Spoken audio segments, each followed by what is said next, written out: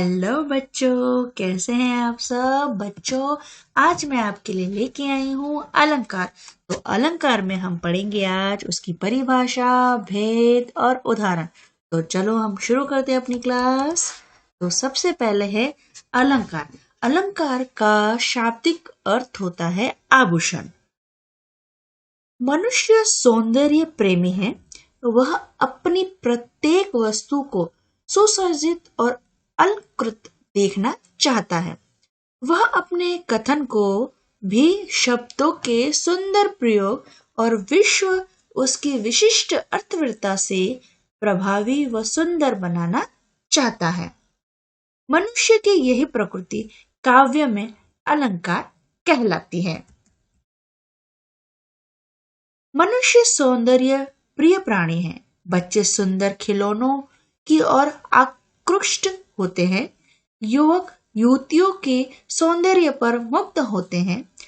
प्रकृति के सुंदर दृश्य सभी को अपनी ओर आकृष्ट करते हैं। मनुष्य अपनी प्रत्येक वस्तु को सुंदर रूप में देखना चाहता है। उसकी इच्छा होती है कि उसका सुंदर रूप हो, उसके वस्त्र सुंदर हो आदि।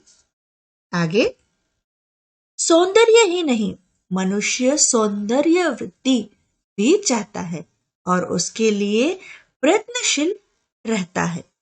इस स्वाभाविक प्रवृत्ति के कारण मनुष्य जहां अपने रूप, वेश, घर आदि के सौंदर्य को बढ़ाने का प्रयास करता है, वह अपनी भाषा और भाव के सौंदर्य में वृद्धि करना चाहता है। उस सौंदर्य की वृद्धि के लिए जो साधन अपनाए गए हैं उन्हें ही अलंकार कहते हैं। उनके रचना में सौंदर्य को बढ़ाया जा सकता है, पैदा नहीं किया जा सकता। आगे, काव्य शोभा करान धर्मान अलंकारान प्रचक्षते। इसका मतलब है अर्थात वह कारक जो काव्य की शोभा बढ़ाते हैं अलंकार कहलाते हैं। अलंकारों के भेद और उपभेद की संख्या काव्य शास्त्रियों के अनुसार सैकड़ों है। लेकिन पाठ्यक्रम में छात्र स्तर के अनुरूप यह कुछ मुख्य अलंकारों का परिचय व प्रयोग ही अपेक्षित है। अलंकार का महत्व।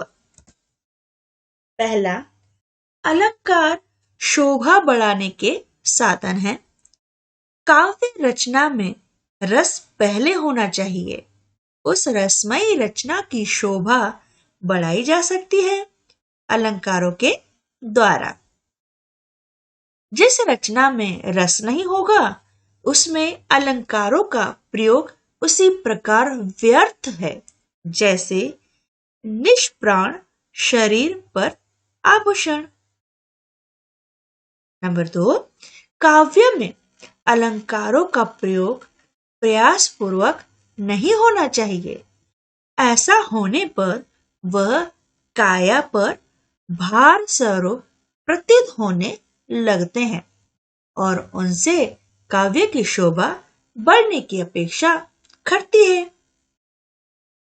काव्य का निर्माण शब्द और अर्थ द्वारा होता है, अतः दोनों शब्द और अर्थ के सौंदर्य की वृद्धि होनी चाहिए। इस दृष्टि से अलंकार दो प्रकार के होते हैं। इस दृष्टि से अलंकार कितने प्रकार के होते हैं? दो। तो आइए देखते हैं। पहला है शब्दालंकार, दूसरा है यमक अलंकार। हम इन दोनों को विस्तार से पढ़ेंगे। तो सबसे पहला जो है शब्द अलंकार, हम उसको विस्तृत रूप देते हैं। पहला है शब्द अलंकार, जहां काव्य में शब्दों के प्रयोग वैशिष्ट्य से कविता में सौंदर्य और चमत्कार उत्पन्न होता है, वहां शब्दालंकार होता है। जैसे भुजबल भूमि भूप बिन किन्हीं। हमने आगे पढ़ा भुजबल भूमि भूप बिन किन्हीं, तो हम उसे अर्थ से समझते हैं। इस उदाहरण में विशिष्ट व्यंजनों के प्रयोग से काव्य में सौंदर्य उत्पन्न हुआ है। यदि भूमि के बजाय उसका पर्यायवाची शब्द पृथ्वी, भूप के बजाय उसका पर्यायवाची शब्द राजा रख दे तो काव्य का सार, चमत्कार खत्म हो जाएगा। इस काव्य पंक्ति में उदाहरण के कारण सौंदर्य है, अतः इसमें शब्दालंकार है। शब्द अलंकार के भेद। सबसे पहला है अनुप्रास अलंकार, दूसरा है यमक, तीसरा है श्लेष अलंकार। शब्दालंकार के भेद 1, 2, 3 हमने तीनों के नामों को जाना। अब हम अगली क्लास में इसके परिभाषा और इसके विषय में संपूर्ण जानकारी एकत्रित करेंगे। तो तब तक आप मेरे वीडियो को देखना ना भूलें और उसे लाइक और सब्सक्राइब करना ना भूलें।